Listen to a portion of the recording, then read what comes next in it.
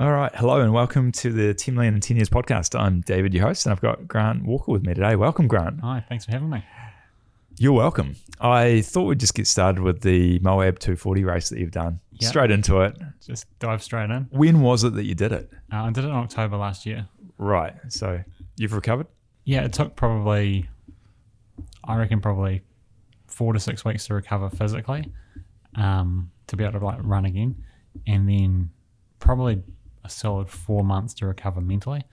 I think probably people think of it as a physical challenge, but it's actually more a mental challenge. Like the body will keep going well beyond what the mind will, and I think it's just that ability to process all of that was the big part of the recovery, because it's a monumental tax on your body. No doubt. Yeah. How long did it take you? So I was DFL, which is dead effing last. So I was the 111th finisher out of 220 people that started. It's 115 hours and 46 minutes, I think it was. So I got in about 14 minutes before the cutoff. So I was getting my money's worth out of everybody, like just taking my time. So it was definitely a little bit close for comfort, but we got it done. Wow. Yeah. Amazing. And what was the biggest race you'd done before that one? I've done 100K. I've done a couple of 100K ultra marathons before that. Yeah. So this is 240 miles, so 396.6 kilometers. There's a few bonus kilometers in there. Got lost a couple of times. It happens. You sort of wander off track, didn't see the turn off, and figure out you're in the wrong place and head back. And about 8,500 meters of elevation. So the way I've kind of put it in perspective for people is it's like running from here, Christchurch, to Balclutha, and going over the height of Mount Everest in between. So it's like it's not just a casual park run. It's a pretty serious undertaking. No. Before we get into the episode, I just want to say a big thank you to Tom Hardy for supporting this episode. Thanks, Dave. I absolutely love what you're doing, and thank you for having me be a part of it. Tell us a bit about this new sign. Mate, it's all about the people. I've loved making the move and getting great results for our clients. Wicked. Let's get into it. What was that fact you mentioned before about Goggins? Oh, so somebody told me that, and he talks about it in his book, that David Goggins didn't finish the Moab the first time he did it. And so, everybody knows whenever you start talking about ultra marathons, usually people mention his name. So it's kind of, I think it probably just shows how just hard a challenge it really is. And there's probably less than 1,000 people that have completed the Moab in the 8 or 9 years that it's been running. There's quite a few people that have done it numerous times, but it's definitely a lifetime achievement. But I'm hooked now, so yeah. Was it a ballot system to get in? So it was it's a lottery to get in. Lottery, yeah. So I put my name in, never thinking it would come out, and it did. And my wife Gemma, I said to her, I've entered this race, it's on my bucket list in the US. Probably won't get in, so don't worry about it. Didn't tell her anything about it. And then my name popped out when they drew it 6 weeks later or whatever it was. Went home and I was expecting, I had in my head all the reasons of like, how am I going to sell this? What am I going to say? And she was just watched the video and she's like, you have to do it. So it was really easy. So I did training and got stuck into it. So it just it panned out really, really perfectly, but never. I kind of expected that it might take 3 or 4 years of putting my name in to get in, and so to get drawn out in the first year was pretty lucky. What was the timeline between getting drawn and race? So that was in February last year. It was start of February, and then the race was in October. Oh, okay. So I had 8 months to prepare. But then also in March last year, I was doing my first Ironman, so I was kind of like mid-final prep for that, and then recovering from that. So I probably had a solid 5 months to prepare for this, and figure out how to prepare for it as well, because it's not like there's, an off-the-shelf training plan like there is for a half marathon or whatever. It's quite a different undertaking. Yeah, right. Wow. And did you have a support crew from here, or no? Not so really. Or? It just logistically we couldn't make it work to for the family to come over. So I went off on my own, and there's aid stations all around the course, so you can do it self-supported. But I actually, so my wife put a post on Facebook in in the couple of days before, just saying, hey, Grant's from New Zealand, he's the only Kiwi there. If anybody sees him, cheer him on. This is his race number. Yeah. Which was really, really nice. And then a couple of Kiwis who live in Colorado, one of them was doing the race and he busted his knee about 60 miles in. So his support crew messaged Jim and was like, do you think Grant would, want some support? So I ended up having a pacer for a couple of the sections, which was, phenomenal and unexpected. And it just kind of shows it's one of the things I really love about the ultra running is the community. And anybody who's been involved in like running groups and things, you know that there's really there's a lot of good people. Mm-hmm. But I think when you reach kind of the ultra marathon distance, it tends to be a different caliber. Like, you don't get idiots running that level. It's like there's no egos. It's all pretty very friendly, real supportive community. Like the amount of times that people have helped me, complete strangers, out on course with water or nutrition or like advice or whatever is phenomenal. So real sense of community. If I was going to do it again, I definitely want a support crew. I think it one of the key things I kind of learned from it was that you can't do everything on your own. Even though I'm stubborn and independent and all those kind of things, kind of really showed me that you can't do it all on your own. A massive thank you to Casbolt's Motorcycles here at 6 Gaston Street for sponsoring the episode of the 10 Million in 10 Years podcast, authorized dealer of Honda and Ducati motorcycles. Good crossover to other areas of life, right? Yeah, Business. 100%. Yeah. It's and it's amazing the parallels I've been able to draw between running an ultra marathon and just life, or even running a business. And so often it's one foot in front of the other, and you just got to keep going. Mm-hmm. Yeah. Not knowing how you're going to do it. And not knowing how you're going to do it, not knowing what the future holds, not knowing, am I on the right track? Have I done all the prep? Am I as ready as I need to be? There's so many parallels. So with the race, I'm curious about this. Did you ever have the consideration of pulling out? Not where I was like, I'm going to give up. There was a point where, and I think it was the second kind of full day, and it was a 20-mile section. It's about 33, 34 Ks, whatever it is. And it was baking hot and it was really exposed. And so I set out with about 5 litres of water. And so it's in the Moab desert, so there's no very few water sources you can kind of, top up your bottle on the way. And it would have been mid-30s, and it was way hotter than I expected. And so probably about halfway through that section, I actually ran out of water. I had nothing to drink, and to the point where I was sort of looking at a couple of like dried up stream beds with like dirty puddles of muddy water, going, should I if it means keeping going, is it worth it? So I was wildly dehydrated, and I thought I'm probably going to get to the next aid station, because you're in the out in the middle of nowhere. Like, even if someone comes to get you, you still got to probably walk out, or a very expensive helicopter ride home.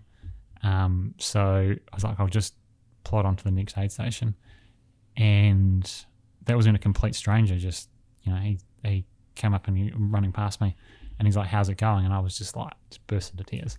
I was like, I'm just done. I haven't had any water in like 2 hours, and completely at my wit's end. And so he gave me half a bottle of water, or his pacer did, and carried on to the next aid station. And I got in there and I was like, I think I'm done. I just haven't drunk in like 2 hours. I'm way behind on the calories, because the whole thing is just like, the biggest thing is getting enough food in you and keeping it on board. And so I sat down, and the volunteer there, she was like, right, we'll get you some food and then we'll get you back out. And I was like, okay, carry on. So I just very quickly stopped feeling sorry for myself and was like, cool, I'm just going to carry on. How good is that? Just a bit of enthusiasm, a bit of encouragement. Like, you're okay. Just keep on going. And I sat in the chair. I probably had 20 minutes quick nap. Had a couple of burgers, and I think I had a couple of burritos, like cheese quesadillas, to put in my pocket to take with me, which you do. It's a weird and wonderful the food is a whole other thing. Got myself, rehydrated as best I could, and then it had started to cool off and it was getting dark, so it was a little bit easier. And then set off on the next section. So, but it's just sometimes you just need to pause, take a bit of a reset, and then go, right, let's carry on. But also, if you've got people standing there going, oh, you should pull out, or like, oh, you definitely look done, or like, it's that negative mindset can creep in. And I think I've been very fortunate. Like, usually it's my wife and the kids who are my support crew, and mother-in-law and my parents occasionally, and whoever, and they're all very, very supportive.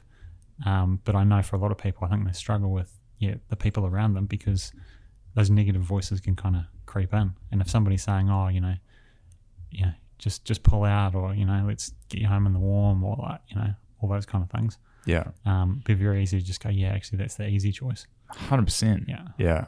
I mean, even that support person, right? If they had been like, oh, you probably are done, like, probably should restart, right? Yeah. You'd have been like, oh yeah, you're right. 100%. Yeah. But I went into it, and I mean, I'd never run or even traveled 400 k's on foot ever before. But I went into it and I was like, there's only two ways I'm finishing this, or not finishing this. One is if I time out. So if I miss the cut-off and somebody taps me on the shoulder and says, no, you've run out of time. Or I injure myself to the point where it's like, you just can't carry on. Both of which are very real possibilities. But otherwise I was like, I'm just going to keep going. And I did have strategies in my head, and I'd kind of prepared. A lot of the preparation was, not, the running was important, obviously time on your feet, but it was actually the mental preparation around like, what am I going to do when it gets hard? What am I going to do if I start to think I can't do it anymore? What am I going to do if, all these things happen? So I'd always kind of said and read the advice that a lot of other people that have completed it said was, if you feel like you're going to pull out, like, stop, sleep for an hour, have at least a couple of 1,000 calories, which is, a big meal, and then make the decision afterwards. And it was really good advice, because it'd be very easy just to walk into an aid station and be like, oh, I'm done, and that's it, you're out. But actually, if you just walk in, it's not going to take you any extra effort to sleep. It's not going to take you any extra effort to eat. But you may feel a lot better afterwards. And if you do that and still feel terrible, well, then you can still pull out. Totally. But I think it's just that stopping to reflect on where you're at and going like, what do I need right now? And it's not always the obvious thing that, is so important and ultimately leads to success. Yeah, I think what you said about not completing was not really an option going into it. I just wonder, of those that pulled out of the race, how many were medically incapable of finishing, and how many were potentially prematurely exiting.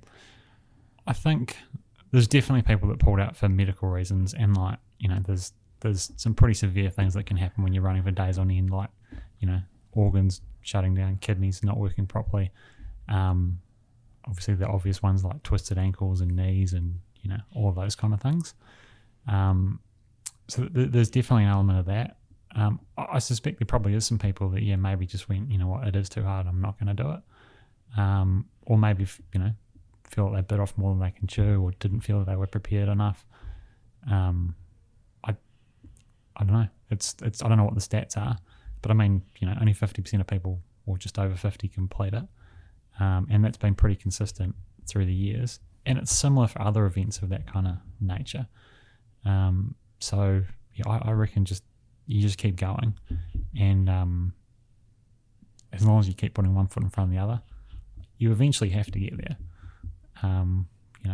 That doesn't change, and then things outside of your control, like injuries or time, are the only real things that can kind of stop you. But I think we all underestimate what we're physically capable of. And I think that's the big thing, because I sat down at the end and I was like knackered. They wrapped me up in blankets, put me in a chair in front of the fire, and I had a big feed of, I don't even know what it was, but it was food from the gods. It was like I think it was like hash browns and eggs or something. It was it was really good, and had a sleep probably for about an hour, And then I woke up and I was like, I reckon I can keep going. So I don't think I've found my limits yet. And that kind of surprised me. It's like when you reach a point, you're like, oh, actually, we can go further. We can do more. Is there a longer race? There's a few. They've just the same organisers of this one. So they organise the Moab 240, the Tahoe 200, and the Bigfoot 200. They've just organised the 300-mile race in Arizona starting next year. So there's obviously a lot of appetite for it, and then there's a lot of stuff that people do, on their own. They'll hike, the Pacific Crest Trail, or in New Zealand the TA Trail and all those kind of things. So there's a lot of people that do a lot of longer things, but there's not a huge number of formally organised events post a couple 100 miles. Probably with the exclusion, there's some adventure racing stuff and all of that, but that's a whole other ball game when you've got bikes and kayaks and all sorts of other things to go into it. But yeah, totally. So is that 300-mile one on the radar? Absolutely. I love it. So good. Took all my willpower not to enter for next year. I think there's those 3 200-mile races, and then there's also the Cocodona 250. And so if you complete those 4 in a year, it's called the Grand Slam. Oh. So that's probably something I'd like to attempt at some stage. It's a massive undertaking, traveling to the States 4 times a year. The races themselves are, almost a week. Plus you need to be there beforehand, recovery afterwards. So it's a massive undertaking. But yeah, that probably ticks the box for me around, just scary enough to really scare me, but also potentially attainable, because you've I don't know, it's, if you're not doing something that scares you a little bit, you're probably not pushing yourself hard enough. That's kind of my view. Good call. Yeah. So maybe not next year, maybe 2026. Yeah, maybe. Yeah. I mean, I've got 2 young kids as well, so schooling and holidays and all those kind of things come into it. But yeah, we'll find a way. Yeah, so, yeah, I like it. Probably not next year, but potentially the year after. Any New Zealand races booked in? So I've got the next month I'm doing Race Tekapo, which is a 50k ultra down in Tekapo. I've done it 3 years. This is my 3rd year since it started, and it's one of the most. The scenery is just incredible. Beautiful down there. Absolutely beautiful down there, and I absolutely love it. And then there's a new 100-mile race in Nelson called the Spectacle in December. So I've signed up for that.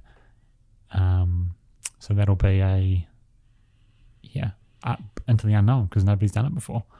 But 100 miles is still a big challenge. With these races, it seems to me it's more about completion than time. Is that correct?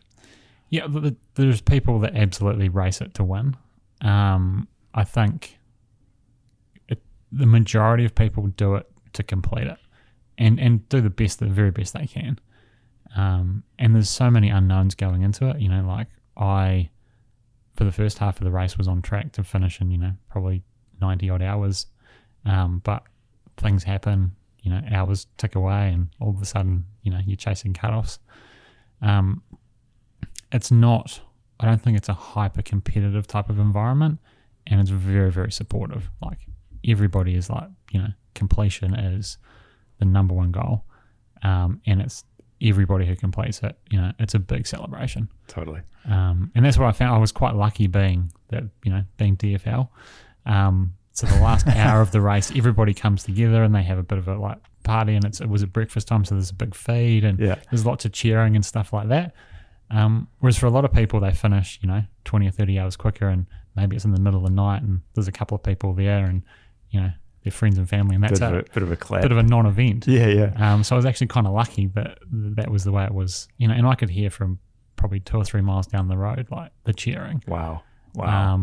And tried to chase the people down in front of me. So there was a couple of people just up ahead. Oh yeah. And they saw me coming, and then they suddenly started running again. Couldn't quite get them. Couldn't quite get them. But it was all friendly kind of competition. Nice. But yeah, it's very much about completion and just getting there and taking it all in along the way.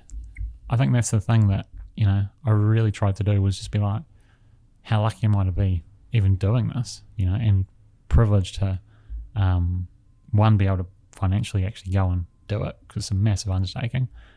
Two, be physically capable of doing it because I'm sure there's plenty of people that would love to do it, but will never be able to for whatever reason. And then lucky enough to get a spot, and to be able to complete it. So, and just taking in the scenery, like Utah is absolutely incredible. There's bits of it that are like Martian kind of landscape and the red rock, and it's the photos I took are pretty incredible, but don't do it justice at all. So I'd love to go back and do it again. Absolutely. Yeah, amazing. On the list. Yeah, wow, so good. I was thinking back to the marathon I did and just how there was so many people pulling out of the race, and that really surprised me. Yeah. Just because I went in with that same attitude that you mentioned, just like I'm finishing this. Like there's no chance of, if it means walking for a little bit, then so be it. But completion is the goal here. And that's the thing. Like if you can get super competitive about it, but the reality is, like marathon distance is a perfect example. Most of us are not going to be running, sub 3 hour marathons. That's the 1% of the 1%. Yes. But even if you look at the amount of people that complete a marathon every year, that's a relatively small number when you look at the global population. Like it's a significant achievement just across the finish line. Doesn't matter if it takes you 7 hours or if it takes you 3. It's still a big achievement. I agree. Yeah. And I guess it's just what perspective you look at it through. If you look at it through the lens of Olympic qualifying times, of course it seems a bit slow. Mm-hmm. But if you look at it through the general population lens, actually incredible achievement. Insane incredible. Yeah. And I think that's what they put so much pressure on themselves, I think. Yeah. That and they're not prepared to fail as well. And I think that's the thing I've seen is people take it really hard. I couldn't finish that marathon, so I'm just never running again. And they're done and they don't go back to it. But I think if you go in with the mindset of, what, it might not be pretty, I might have to walk, I might be spend 10 minutes spewing my guts out halfway through the marathon, but as long as I get it done, it doesn't matter. That's it. Yeah. But it's that mindset thing. It's so important. And I think it's also the people you surround yourself with, which is why I really love the ultra marathon stuff, because generally people are there and it's like, you ask people, what's your goals for today? And it's often the, what are you hoping for?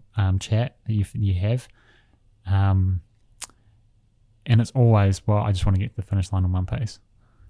That's their first goal, even if they are competitive or not. So I think people, I don't know, you just need to keep it in perspective and just not be so hard on yourself. Yeah. Yeah. Because finishing and completing things and achieving things, it may not look the same for everybody. It doesn't make it any less of an achievement. Yeah. No, I agree. Yeah. I think the missing bit from my story was that there was a young girl that sort of came running up from behind and probably like 16, 17 kind of thing. Yeah. And I was walking at that point. She's like, no, keep on going. Like, it's all good. Yeah. Come on, like, just keep moving. I'm like, far out. Like, probably ran for like maybe 5K. And it was just like exactly what I needed just to keep that going. And so grateful. Yeah. And sometimes it's just a positive word of encouragement. 100%. I remember, so I did the Ironman last year in Taupo. And that was a big undertaking because I'm not comfortable in the water at all. But when I was on the final lap of the run course, I got passed by a 74-year-old. And he said to me, he's like, what are you walking for? He's like, I'm 74, let's race. And I was like, holy, if you're 74 and you're getting this done, I can definitely finish. Put me in my place. Yeah. But it's all about perspective,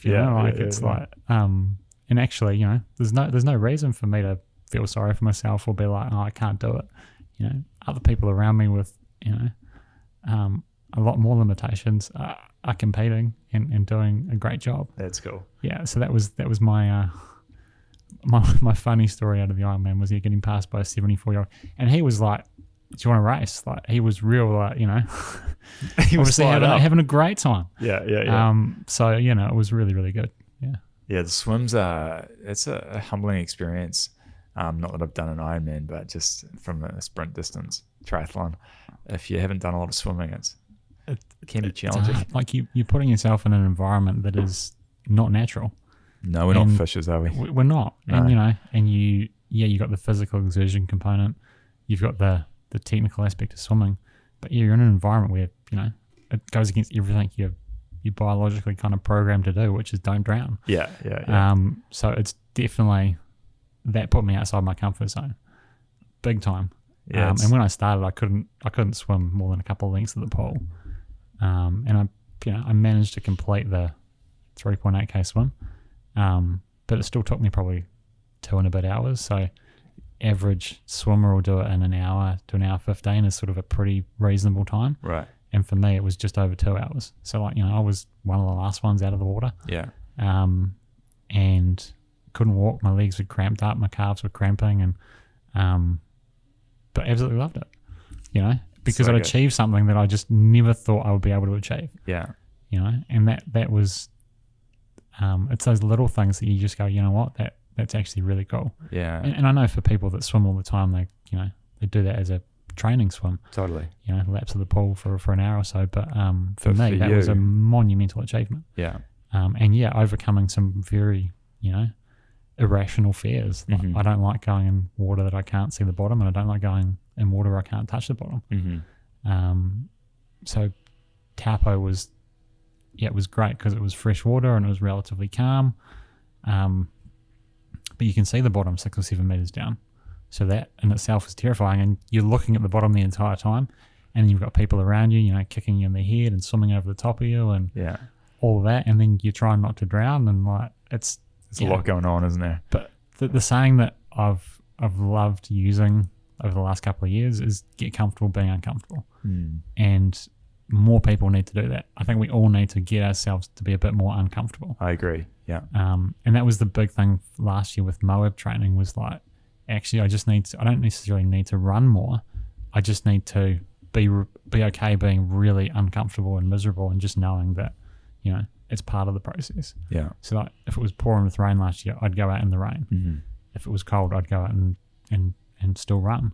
There was times where I was I'd eat an absolutely rubbish meal deliberately and almost cause sort of that stomach distress just so I could be no, you can keep going. Yeah, right. Okay. And all those things came in really handy because there was times in Moab where it was freezing cold, and it was, it would be very easy just to sit around the fire and not carry on. Or where you had stomach issues and couldn't keep food down. So you just got to know that the discomfort is okay. And I think as a society, we've engineered all of the discomfort out of our lives, right? That's right. We don't stand anymore. We don't have to go and we just go to the supermarket and get whatever we need. Yeah. We've got warm environments to work in, to live in. We drive everywhere. Life's pretty comfortable. Very. But I think actually, if we force ourselves to be a bit more uncomfortable, I think that's where real growth happens for people. I think you're right. Yeah, I think it puts into perspective the things that may be moderately challenging or maybe in our heads, right? I've recently just been cold plunging a little bit longer than I have been historically for that very reason. Yeah. And it's been fun. It's been a fun journey to just push the limits and see what's possible. Yeah. A component of that is getting involved with other people that are into it as well, right? Yeah. Because if someone else is there and it's we're doing 3 minutes today, I'm not going to be the one that walks out. So it's amazing what that little bit of peer pressure can do. 100% in a positive way. Peer pressure. Yeah. And I think it's we all talk about it as kids and with our own kids and things like that. But sometimes the people you surround yourself with can actually apply some really positive peer pressure. And I think it's a good thing. I think so. I'm still not. I'm not jumping in a cold plunge anytime soon. No? No. So you did a Moab 240, but not a cold plunge. I probably would, but it's not something I'm going to race out and do. Maybe I should. I reckon you should. Yeah. Yeah. I mean, hey, just use the Atomic Habits model, right? Just get in up to your knees, or get in there and get out. Yeah. Just start with that. Yeah. That's the way I look at a lot of things. It's meant to be really beneficial though for a whole bunch of reasons. So yeah, I've found it good personally. In fact, I don't know if I've heard of anyone that hasn't found benefit from it. Yeah. personally, it's been really good for sleep. Just feeling like happier. Like it was a good reset on Sunday, I think it was. It was just like a really good, like just system reset, you know. Yeah. So yeah, keep experimenting. Yeah. I guess it's, I should take my own advice. Get comfortable being uncomfortable, right? Yeah. Like and once you get over that discomfort, there is a lot of benefit to it. Yeah. Do you use a Shakti mat at all? No, I haven't. No. I've tried it and it wasn't really for me. It wasn't comfortable, was it? It wasn't comfortable at all. I don't know. Maybe if I use it regularly over time, there's probably some benefit to it, but haven't tried it. Yeah, religiously. I was just thinking of uncomfortable things. Yeah, and that came to mind. Yeah. But I've done a lot of things around like recovery and trying to look after my body. And cold plunging is one of those things that everybody's always said, hey, it's really good for muscles and recovery and things, especially in endurance sports. But I've just never, probably just chickened out a bit. I should give it a go. There we go. Yeah. What about weights? Do you do weights as well? I don't do much. I haven't done much of that at all. I got myself uncomfortable last year. I went to Pilates a few times. Oh yeah. If you want to talk about intimidating environments for guys to go into, that's up there. Went to the Reformer Pilates with my wife, and she's like, you need to come, you'd love it, it'd be so good for your running. And it was, and she was right again, as she always is. But yeah, you're in an environment that's very intimidating for somebody who hasn't been to the gym much in their life, and surrounded by females. I think there was 2 classes I went to where there was one other guy. Yeah. But that was really beneficial for building some strength and flexibility. Did a lot of work on on the foam roller, got recovery boots and things. So did a lot of like muscle work in terms of stretching and trying to look after the body. But yeah, weight training I think is something that probably as I get older, probably need to start thinking about doing more of, because your muscles do disappear and everybody swears by it. And the science seems to be there that it's beneficial, even just for general, life, flexibility and movement. So yeah, cool. What gets you uncomfortable in your working career? I think, running a business is just uncomfortable all the time, and I think it's also incredibly lonely. And I think every business owner I talk to experiences that at some point. You people are looking to you to make decisions and for direction and things, and that can be really uncomfortable at times. I think for me, putting myself out there and just bragging about what we do, or trying to sell what we do, definitely still feels uncomfortable. That's never gone away. Yeah. And given that it's a core part of our business, it's kind of ironic that's for me, that's one of the scariest things. But, reaching out to people you've never reached out to before and saying, hey, can we have a conversation? Yeah. Those things they still scare me. Yeah. And I think they still scare most people, even people who do it day in, day out. I just think over time you become more and more comfortable with it. And for me, I kind of put it into a bit of a framework around it just even what's the worst that's going to happen? They're going to say no thanks. Okay, well, I tried. Yes. But actually I've been surprised sometimes, you reach out to people and you think, I'm never going to be able to engage with that company. Right. There's no way. They're too big. They're too, they'll be too busy, all those kind of things. You tell yourself all these things before you do it. So much self-talk. And you talk yourself out of it. But actually you just do it. And sometimes you get a positive response. So yeah, those things still definitely make me uncomfortable. But you just over time, I think you get used to dealing with that discomfort. And for me, sometimes I just think back and go, you know what, Grant, you ran the Moab 240, like you can suck it up and do this. It's some good proof, right? It's in perspective. Yeah, you just got to keep it in perspective, I think. Yeah, it's funny how when doing something like that, engaging in a conversation or a outreach or something, and how you often do think of the worst but not the best case scenario. You Yeah. don't think of what could this lead to. This could be life-changing in some instances. Yeah. And I think that's the thing that I spent a lot of time over the years coaching team members on it. You know, it's like you need to actually understand that things can go right. Not everything's going to end bad. Yeah. And that applies to so many different areas of life. But, you know, like a sales call is a perfect example. Like, so you pick up the phone, have a conversation, ask the question. They might go, yeah, and it could be, you know, that could be the deal that's life-changing for your business. Yes. Or they might go, no. Or they might go, actually, I know someone you should speak to, so talk to so-and-so. Yeah. And that's happened to me so many times over the years. Like, you talk to someone and they'll just go, actually, you should speak to so-and-so. And, you know, conversations evolve, and that's where opportunities come from. Mm-hmm. But You've got to feel the fear and do it anyway. I don't know whose quote that was, but I've heard it a few times, and it's so true. And if you don't try, you're never going to know. And I think that's the thing. You can look at we were talking about this before we started recording, but the glass half full kind of analogy. You know, is the world full of problems or is the world full of opportunities? And I think this year and last year for a lot of businesses has been incredibly tough, and there's definitely some strong headwinds in just about, you know, every direction you look. And there's some things that are outside of people's control, but there's also a lot of things that are in your control.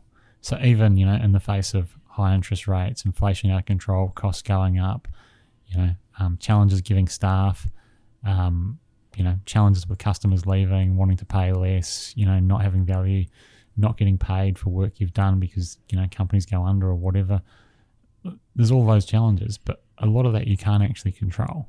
But there's some things you can control. You can control the way you think about things, the way you approach the problem. And you can also look at each one of those has got a counteracting, you know, positive opportunity out of it. So, you know, is there an opportunity to help your customers reduce their costs? You know, do you need to change your messaging from where a cost to your business to actually here's the net benefit? You know, we were talking about a restaurant example. It's like, yeah, okay, you might not be getting the foot traffic, but are there other things you could be doing with the assets you've got? You know, could you redeploy your kitchen to do commercial catering? Could you, you know, start producing a product you can go and sell in the supermarkets? Could you lease your kitchen out to some other business, you know, who's starting up and wants to use what you've got for a couple of days a week? You know, could you turn your restaurant into a co-working space, you know, and provide, you know, lunch and coffees and all those kind of things? You just got to think outside the box, and there's always opportunities. And I know that sometimes they're insurmountable, and sometimes there's things that you can't control. You know, you run out of resources, you don't have enough people, you don't have the expertise, but you can find all of those things once you identify, here's something I want to do, here's the solution, and you just got to keep going until you get there and achieve what you want to achieve. So yeah, there's a huge amount of parallels between running any distance, even if it's just a park run, you know, or getting out and around the block for a walk, versus, you know, life and business and keeping going and looking for the opportunities and problem solving. So yeah, I think it's I think there's a lot of people that probably give themselves too hard a time. And I talk to a lot of business owners in our line of work, and through the things I'm involved in, and we all share the same thing. We've all got the same worries, you know. We've all been there where it's like, payroll's due tomorrow, we haven't been paid, like how are we gonna figure that out? And most of us solve that problem. You find a way, you sort it out somehow, you know, or, you know, a client pulls out and you're like, oh, it's the end of our business, like we've lost a big client. Well, okay, is it an opportunity to reset, look at your client base? You know, these are things that everybody has been through. And I think it's about the community you surround yourself with, the people you surround yourself with. If you surround yourself with people who think that the world is full of problems, that's exactly what you'll start thinking, and your language will change. You know, if you surround yourself with people who see opportunities and you know, innovative and forward thinking and really positive, you'll find a little bit of that rubs off. And it doesn't take much, and all of a sudden your mindset will change. Yeah. Totally agree. Yeah. What? How long have you been in business now? How long have you had the? So we set up our business about 6 years ago, and just saw an opportunity, saw a problem. So the business I was working for in Australia, we were looking for a New Zealand-based outsourced call centre. New Zealand labour market is generally 20 to 30% cheaper than Australia. And when I looked around and who we were employing in Australia, it was often Kiwis. So I'm like, well, let's just go to the source and, opportunity to move home, be closer to family. But I inquired with 12 people and only one got back to me. And I was like, this doesn't seem like the market's being served very well. Right. And for me, it was like, I could have been like, okay, well, the problem is nobody can help us. So we'll go and, we'll look to a different country, or we'll just reduce the cost somehow in Australia. I was like, actually, there's an opportunity here. If we set something up in New Zealand, answer the phone, it's probably a good start. Customers are calling with a need, answer the phone, that's a great start. Take the order. And then just look at, okay, well, if we believe we know what we're doing, so let's just give it a crack. And so we turned what was essentially a problem into a big gamble, but it turned out to be an opportunity. So we packed up 6 weeks later, everything into a container, moved back to Christchurch, and gave it a go. And just, relied on word of mouth, referrals, just talking to everybody I knew, trying to hunt down work and built it from the ground up. And like every business, there's challenges that get thrown in your way and there's obstacles to overcome. And I think the last few years have been really challenging, obviously, with, global pandemic and things that are completely out of our control. But you just keep going day after day and get there. And I think that's the thing that people just need to focus on, is like, what are the little things we can do today? It doesn't have to be big monumental things. Like, sure, if you've got something you can do that can change it, absolutely. Yeah. But we took the problem and it was like, we just started with little things. So let's have a really good proposal. Let's have a really clear message with people we're talking to, so that when we do speak to prospective customers, they're more likely to at least engage and get into a conversation. Yeah. And that's the same advice we give to all of our clients. It's like, what can we do that cuts through the noise, that makes you look a little bit different in the market? Are there little things you can do to reduce the friction? How can you make it easy for customers to do business with you? Yeah. One of the best examples of that was I added the Calendly link in my signature. Nice. And it's not a new idea. People have been doing that for a while, but people are blown away by that.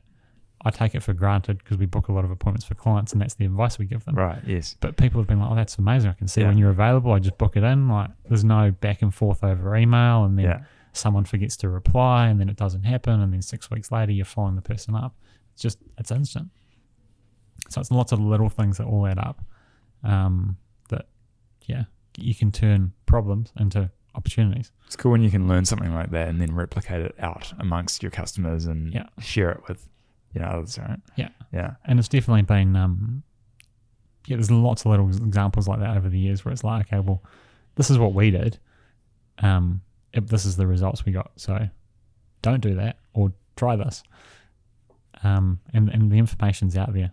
And I think the thing I've been surprised about over the years is just how willing people are to help, and I try and do the same and just be giving of your time and your advice, and the universe has a way of sending it back to you. 100% agree. Yeah. So I love it. And so just for anyone listening who's not familiar with the concept of an outsourced call center, I guess one of your points of difference is it all New Zealand based? Yeah, all New Zealand based, all onshore, and all working from the office.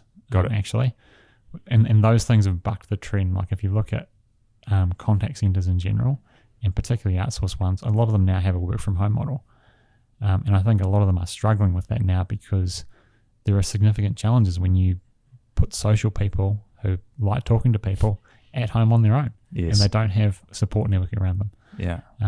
So yes, technology-wise, it works, and sure, might look better for the bottom line. You don't have a big office rent to kind of cover, but the employee experience I don't think is great, and I think those organisations are now seeing higher churn rates, both in terms of their staff and I think their customers as well, because they're not getting the outcomes they need. Mm-hmm. So yeah, we're very firmly focused on onshore. All our team are here in the office in Christchurch. we try and offer flexibility for our staff, but usually it looks a bit like, well, can we do 4.5 days a week, or can we, not work a Thursday, or can we finish at 2:00 to do the pickup for kids, or things like that, rather than the stock standard, you can work from home 5 days a week.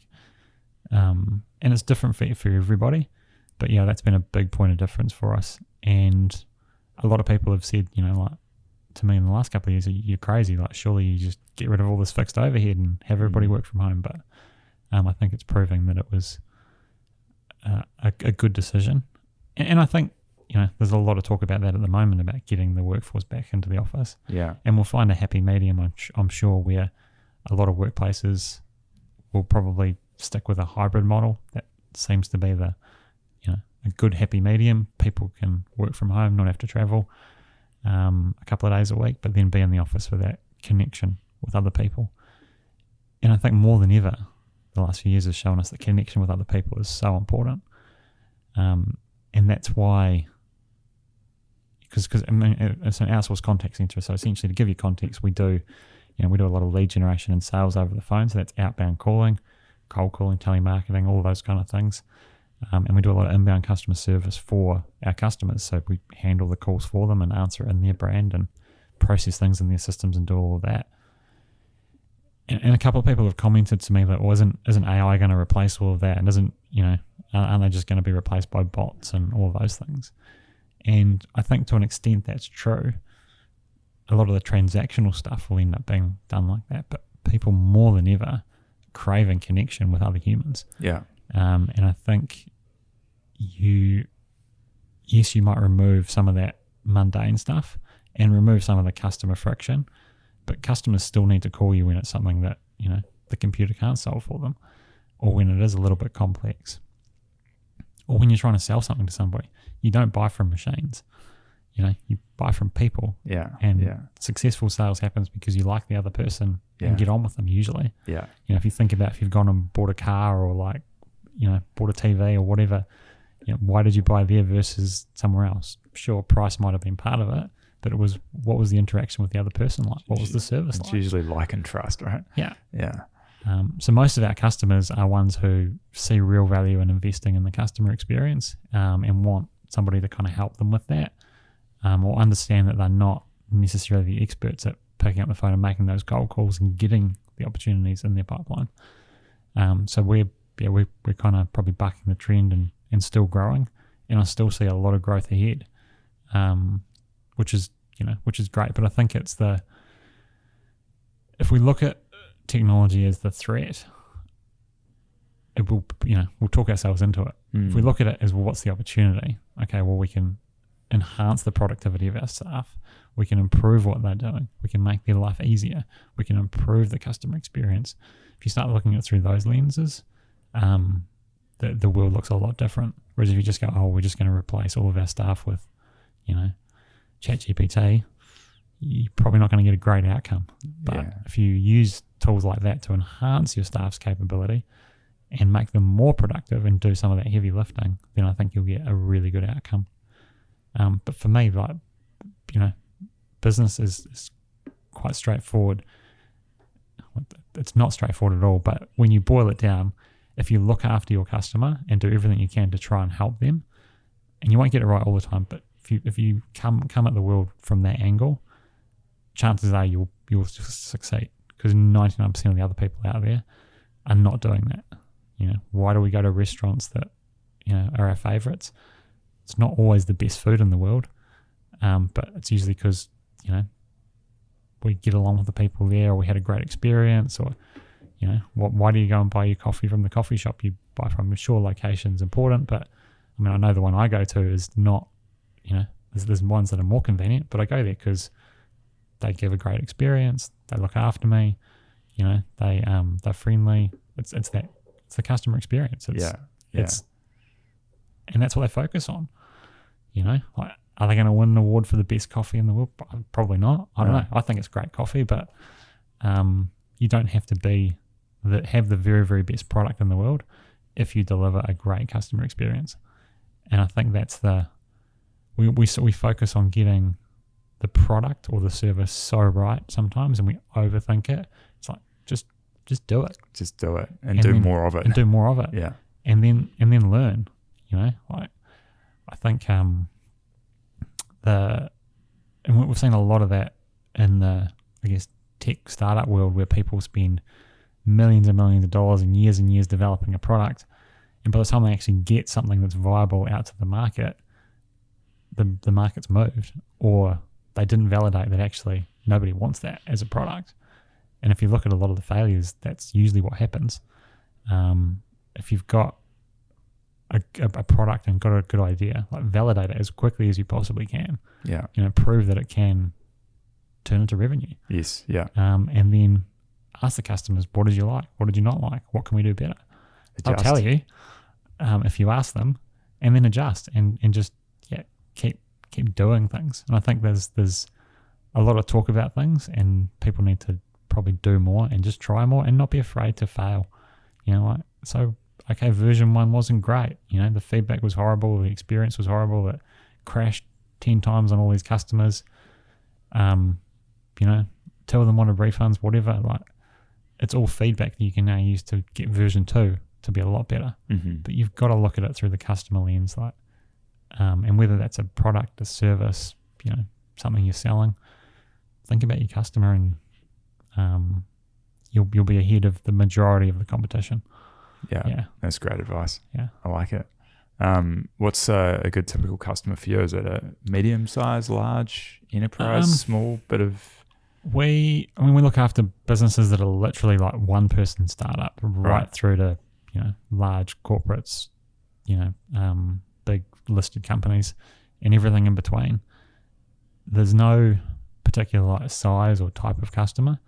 The good customers are the ones who want to invest in getting the customer experience right, and they understand the value of that, or who are looking to grow their market and understand that putting AdWords up is only going to get you a certain number of people and only a certain type of customer, but actually proactively reaching out to people can open new opportunities.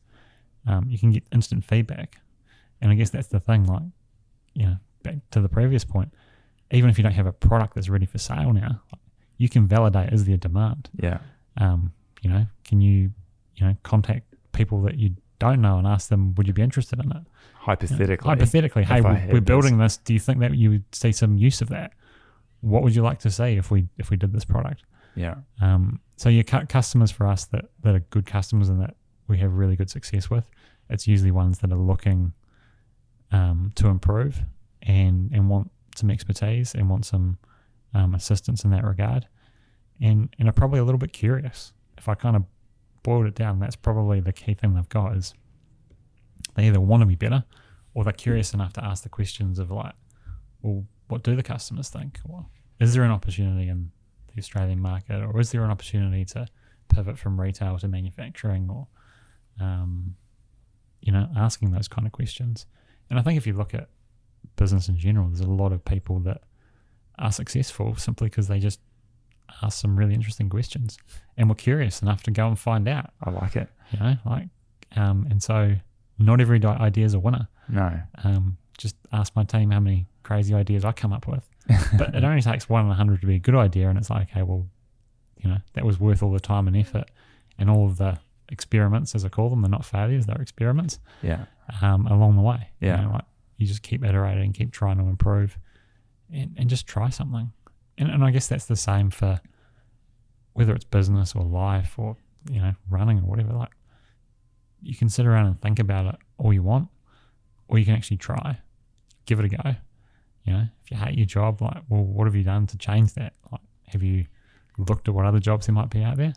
You don't have the skills? Okay, we'll find out what skills you need and talk to a couple of recruiters about what can I do to position myself to get this job I want? Or I've got this great business idea. You don't have to wait until it's a full-time income to try it. That's right. The side hustle is very much a possibility and real. Try something. Talk to some potential customers. Ask the people around you, and not friends and family, because they'll always be overly supportive usually. But ask some other people. Hey, do you think this is a good idea? Do you think this has got legs? and then just try it. See Yeah. see what happens. What have you got to lose? That's it. Yeah. You know? The value in taking action and having conversations, I think, very overlooked and underappreciated. Yeah, and I find myself guilty of that sometimes as well. Me too. Yeah. Like I think we all, if we look at ourselves hard enough, are guilty of not acting on opportunities, or not making a hard decision, or not taking a risk. But we all, again, you just try and be better each time. And what did I learn? Yeah. Okay, I probably should have made that decision a week ago, and then that would have saved me, a bit of pain, or some hard conversations, or a bit of money, or maybe if we made that decision a year ago, we could have saved that customer. You're always going to have those things, but if you're at least asking yourself the question and trying to do something, more than likely you'll end up further ahead of everybody else. Yeah. 100% agree. Yeah. What's on the schedule for the next year or so? Running, business. I don't know. Is probably the short answer. I'm at a point in my life where I'm about to turn 40, and it's been a kind of a point of like reflecting back on like, okay, well, I'm probably halfway through my working life, so to speak. So I'm actively involved in the local chamber, and really enjoy that kind of being involved in that, and kind of talking to other businesses, and hearing war stories, and hopefully adding some value back. So definitely more of that kind of stuff. Who knows what business holds? Like, you make a plan, and you head off in that direction, but you never know what life's going to throw at you. And then but it's probably just chipping away one day at a time. Yeah. And seizing opportunities as they come up, whatever they may look like. We're trying to embrace the technology the best we can, and you into uncharted territories with AI, and some of the tech and call centers is next level. And so trying to understand not so much where do the problems lie, because there's plenty of people telling you where the problems are. It's where do the opportunities lie. So there's probably a lot of looking at that. And then running, this year I was kind of like, I'm just going to stick to the local stuff. And so my big race will be the 100 mile at the end of the year. Who knows what next year holds. I quite like the 200 mile distance. I don't know, that seems to scratch an itch for me. So there's a couple of those races in Australia. So maybe one of those might be on the cards, or a trip back to the US, who knows. Yeah. Just see what happens, but I'm not one to overthink it, and to just seize the opportunities as they come along. Like, oh yeah, that looks interesting. We'll give that a go. Yeah. Nice. That's how we ended up where we are. So yeah. I like that. Yeah. Yeah. Oh, that's excellent. Have you done the Ghost Road Ultra? No, I haven't. That looks really cool though. And I think that's the thing. There's lots of really cool races all around the South Island and the North Island as well. There's stuff close to home. One of my favourites is the South Island Ultra, which is on the west coast, and it's a 100k ultra marathon, and it's probably a little bit close to my heart because it was my first ultra marathon. But the scenery is just incredible. You run sort of from Greymouth up the back to Cowboys Paradise, out through Lake Canary, and then back down to the beach on Hokitika. So I think there's some incredible scenery around, and even the very first trail race I did, which was Mission Mount Somers, which goes around the back of Mount Somers, like absolutely incredible race, and achievable for the majority of people. You could walk it in 5 or 6 hours probably. 21 Ks, bit of off-road, bit of mud, few puddles, but achievable for anybody if they wanted to try it. So yeah, there's lots of things which I look at and go, it's interesting, but you also can't do everything, unfortunately. Otherwise, I'll be out racing every weekend doing something. Yeah, like that saying, you can do anything, but you can't do everything. Yeah, quite good. Yeah, I think that comes with. I think as you get older, you realise that you can choose the things you focus on, and you learn to be a bit more discerning and deliberate about what you're doing. So I've definitely reached that point where it's like, actually, do I really want to do this? What's the trade-off here?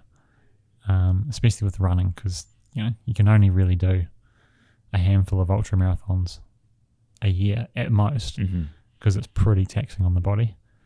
So you've just got to pick the ones, and but understand you may not even make the start line because you get injured, or things outside of your control, work, life, family, could stop it. So yeah, there's lots on the cards. There's a couple of big, very, very audacious kind of goals that I've got in the back of my mind that might come to fruition in the next few years, but we'll see. Okay. Yeah. All right. Watch the space then. Yeah, watch the space, definitely. Yeah. What would you say to someone that's a runner of sorts, but is considering getting into the ultras? Do it. Just do it. I mean, just do it. It's not. I've only been running for like 4 years, and I've never been a physically active kind of guy. I did hockey at school, and like cross country for me usually meant I'd call in sick to avoid it. Like that's, my extent of running is pretty limited. So it's absolutely achievable for anybody, and you don't have to like pick your event. I think there's lots of, so an ultra is anything over a marathon distance. So usually there's quite a few 50Ks around. That's a good accessible distance. So maybe start with a 12K or a 15K or a 20K or whatever it is. Most of them have got a shorter distance. Get some experience. Just try something. Or if you want to go big, set yourself the big goal, but just give yourself enough time to prep for it. And you'll be surprised that how attainable a 50K is. Like, I honestly believe that for the majority of the population, they could do a 50K if you wanted to. And if you pick a race which has got a generous cutoff time, and you go into it knowing that you're probably not going to run 50Ks. Even when I do a 50K, I don't run the full 50Ks. Like, there's a bit of walking involved in it. It's part of the strategy. And go into it knowing that it's probably going to hurt, and it's probably going to be some sucky moments, but you will get through it, and you'll probably learn a lot about yourself, and you'll come out the other side thinking, that hopefully you'll be hooked. The Tekapo ones are really good. There's a bit of a hill in it up Mount John, but most of the course is relatively flat, and and easy terrain. It's not technical. You don't need to worry about getting lost. You're not running at night. And I think the cutoff is pretty generous. I think there's a cutoff at the 40K mark at like 8 hours.